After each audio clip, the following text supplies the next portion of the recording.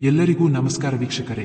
ಕುಂಭರಾಶಿಯ ನವರಾತ್ರಿಯಲ್ಲಿ ಏನು ಮಾಡಬೇಕು, ಯಾವ ರೀತಿ ಪೂಜೆ ಮಾಡಿದ್ರೆ ನಮಗೆ ಒಳ್ಳೆಯದು ಎಂದು ಈ ವಿಡಿಯೋದಲ್ಲಿ ತಿಳಿಯೋಣ. ನವರಾತ್ರಿಯ ಹಬ್ಬವು 9 ರಾತ್ರಿಗಳ ಕಾಲ ನಡೆಯುವ ದೇವಿ ಆರಾಧನೆಯ ಮಹಾಪರ್ವವಾಗಿದೆ. ಈ ಕಾಲದಲ್ಲಿ ದೈವಿ ಶಕ್ತಿ ಭೂಮಿಯ ಮೇಲೆ ಹೆಚ್ಚು ತೀವ್ರವಾಗಿರುತ್ತದೆ ಎನ್ನುವುದು ನಂಬಿಕೆ. ಕುಂಭರಾಶಿಯವರಿಗೆ ನವರಾತ್ರಿ ವಿಶೇಷವಾಗಿ ಆಧ್ಯಾತ್ಮಿಕ ಶಕ್ತಿಯನ್ನು ನೀಡುವ ಸಮಯ ಇದಾಗಿರುತ್ತದೆ. ಈ ಸಮಯದಲ್ಲಿ ಮನಸ್ಸು ಒಳಗೆ ತಿರುಗುತ್ತದೆ, ಆತ್ಮಸಾಕ್ಷಾತ್ಕಾರದ ತವಕ ಹೆಚ್ಚಾಗುತ್ತದೆ. ದೇವಿಯ ಆರಾಧನೆಯ ಮೂಲಕ ತಮ್ಮ ಜೀವನದ ಗುರಿಗಳನ್ನು ಮರುಪರಿಶೀಲಿಸುವ ಅವಕಾಶ ದೊರಕುತ್ತದೆ. ಕುಂಭರಾಶಿಯ ಜನರು ಸಾಮಾನ್ಯವಾಗಿ ಚಿಂತನೆಗಳಲ್ಲಿ ಆಳವಾಗಿ ಮುಳುಗುವವರಾಗಿರುತ್ತಾರೆ. ಆದರೆ ದೈನಂದಿನ ಜಗತ್ತಿನ ವ್ಯವಹಾರಗಳಲ್ಲಿ ಅವರು ಕೆಲವೊಮ್ಮೆ ಗೊಂದಲಕ್ಕೊಳಗಾಗುತ್ತಾರೆ.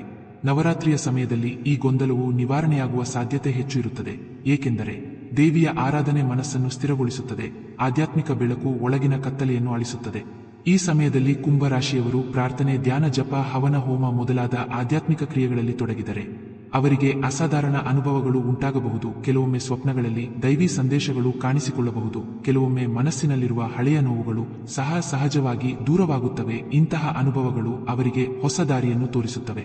ನವರಾತ್ರಿಯ ಸಮಯದಲ್ಲಿ ಕುಂಭರಾಶಿಯ ಜನರ ಆರೋಗ್ಯದಲ್ಲಿ ವಿಶೇಷ ಬದಲಾವಣೆಗಳಾಗುವ ಸಾಧ್ಯತೆ ಇದೆ. ಶರೀರದಲ್ಲಿ ಶಕ್ತಿ ತುಂಬಿಕೊಂಡಂತೆ ಕಾಣುತ್ತದೆ, ದೈಹಿಕ ಕಳಕಳಿಗಳು ಕಡಿಮೆಯಾಗುತ್ತವೆ, ಮನಸ್ಸು ಹರ್ಷಭರಿತವಾಗುತ್ತದೆ. ಆದರೂ ಈ ಕಾಲದಲ್ಲಿ ಆಹಾರದ ಬಗ್ಗೆ ಜಾಗ್ರತೆ ವಹಿಸಬೇಕಾಗುತ್ತದೆ. ಅತಿಯಾದ ಉಪವಾಸದಿಂದ ಶರೀರ ದುರ್ಬಲವಾಗುವ ಸಾಧ್ಯತೆ ಇರುತ್ತದೆ. ಹೀಗಾಗಿ ಸಮತೋಲನವನ್ನು ಕಾಪಾಡಿಕೊಳ್ಳುವುದು ಅತ್ಯವಶ್ಯಕ. ನವರಾತ್ರಿಯ ದಿನಗಳಲ್ಲಿ ದೇವಿಯ ಉಪವಾಸವನ್ನು ಆಚರಿಸುವವರು ಹಣ್ಣು, ಹಾಲು, ನೀರು ಇವುಗಳನ್ನು ಸಮರ್ಪಕವಾಗಿ ಸೇವಿಸಿದರೆ ಆರೋಗ್ಯ ಇನ್ನಷ್ಟು ಉತ್ತಮವಾಗುತ್ತದೆ. ಕುಂಭರಾಶಿಯವರಿಗೆ ಜೀರ್ಣಕ್ರಿಯೆಯ ತೊಂದರೆಗಳು ಸಾಮಾನ್ಯವಾಗಿರುವುದರಿಂದ ಹಗುರವಾದ ಆಹಾರವೇ ಉತ್ತಮ. ತಾಜಾ ಹಣ್ಣು, ತರಕಾರಿ, ಧಾನ್ಯ ಇವುಗಳ ಸೇವನೆಯಿಂದ ಶರೀರದಲ್ಲಿ ಹೊಸ ಚೈತನ್ಯ ಉಂಟಾಗುತ್ತದೆ. ಈ ಸಮಯದಲ್ಲಿ ಧ್ಯಾನ, ಯೋಗ, ಪ್ರಾಣಾಯಾಮ ಮಾಡುವುದರಿಂದ ದೇಹ ಮನಸ್ಸು ಎರಡೂ ಸಮತೋಲನವಾಗುತ್ತವೆ. ಅನೇಕ ಕುಂಭರಾಶಿಯವರು ಕೆಲಸದ ಒತ್ತಡದಿಂದಾಗಿ ತಲೆನೋವು ಅಥವಾ ಒತ್ತಡದ ಸಮಸ್ಯೆಯನ್ನು ಎದುರಿಸುತ್ತಾರೆ. ಆದರೆ ನವರಾತ್ರಿಯ ಶಕ್ತಿ ಆ ಒತ್ತಡವನ್ನು ಕಡಿಮೆ ಮಾಡುವಲ್ಲಿ ಸಹಾಯಕವಾಗುತ್ತದೆ. ನವರಾತ್ರಿಯ ಸಮಯದಲ್ಲಿ ಕುಂಭರಾಶಿಯ ಜನರ ಆರ್ಥಿಕ ಸ್ಥಿತಿಯಲ್ಲಿ ಕ್ರಮೇಣ ಸುಧಾರಣೆ ಕಾಣಬಹುದು. ಈ ಸಮಯದಲ್ಲಿ ಹಳೆಯ ಸಾಲದ ಭಾರ ತಗ್ಗುವ ಲಕ್ಷಣಗಳು ಗೋಚರಿಸುತ್ತವೆ. ಕೆಲವೊಮ್ಮೆ ನಿರೀಕ್ಷಿಸದ ಹಣದ ಲಾಭವೂ ಸಂಭವಿಸುತ್ತದೆ. ದೇವಿಯ ಕೃಪೆಯಿಂದ ಹೊಸ ಆರ್ಥಿಕ ಅವಕಾಶಗಳು ದೊರೆಯಬಹುದು. ಹೂಡಿಕೆ ಮಾಡಿದವರು ಲಾಭದ ಸೂಚನೆಗಳನ್ನು ಕಾಣುವರು.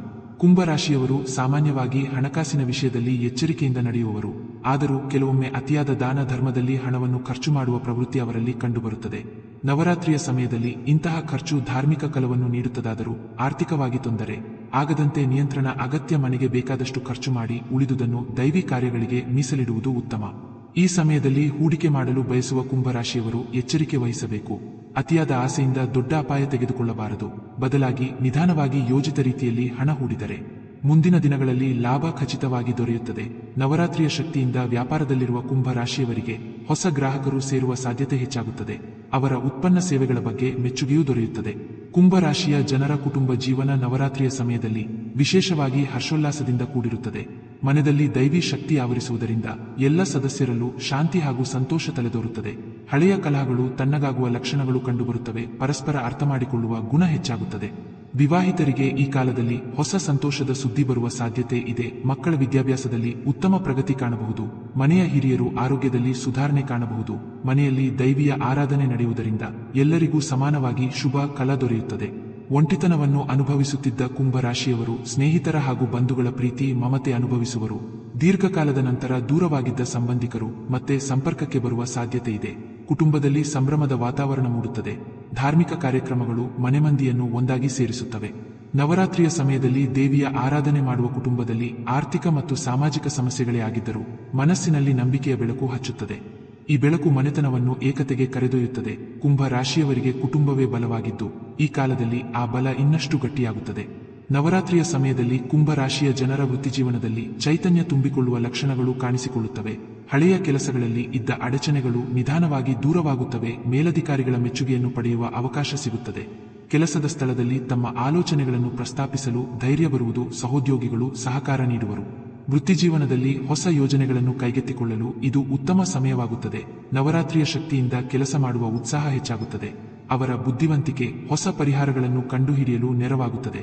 ಕೆಲವರಿಗೆ ಹುದ್ದೆ ಏರಿಕೆಯ ಲಕ್ಷಣಗಳು ಗೋಚರಿಸುತ್ತವೆ. ಹೊಸ ಹೊಣೆಗಾರಿಕೆಗಳು ಬಂದರೂ ಅವುಗಳನ್ನು ಸಮರ್ಥವಾಗಿ ನಿರ್ವಹಿಸುವ ಸಾಮರ್ಥ್ಯವೂ ಹೆಚ್ಚಾಗುತ್ತದೆ.